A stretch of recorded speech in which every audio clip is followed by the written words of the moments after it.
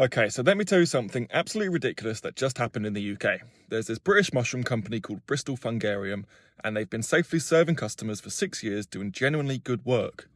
And they just got slapped with a novel food classification for two mushrooms, turkey tail and cordyceps. Essentially, this means that no company in the UK can sell these mushrooms, stifling a growing industry and hurting customers who use these products. Now, these mushrooms have been used medicinally for literally thousands of years. Turkey tail has been cherished in traditional Chinese medicine for over 2,000 years.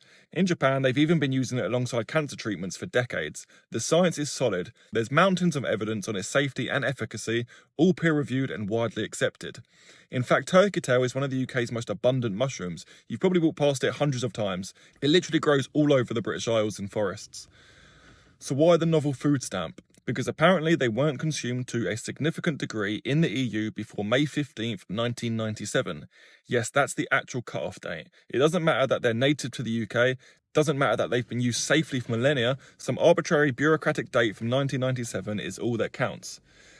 And this isn't just about mushrooms. Back in 2022, a food marketing expert with 30 years of experience absolutely tore apart the UK's novel food process.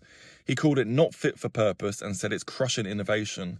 While British entrepreneurs are being ripped off to the tune of hundreds of thousands of pounds trying to get natural foods approved, the US and Canada have raced ahead with things like CBD oil, hemp, monk fruit, and yes, these exact same mushrooms.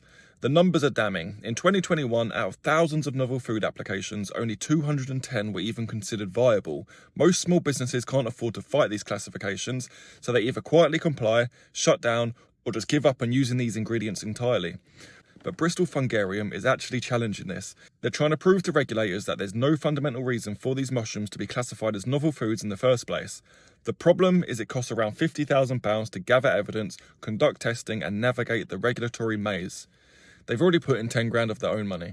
And look, I'm all for safety regulations. The industry should be held to high standards. But this is bureaucracy eating itself. We're not talking about some sketchy lab creation. We're talking about mushrooms that grow in British forests, that have been consumed safely across cultures for thousands of years, and that have solid scientific backing.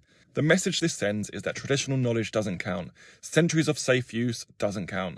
Only arbitrary dates matter. And while the UK strangles its own innovation with red tape, other countries are building booming industries around these exact same products.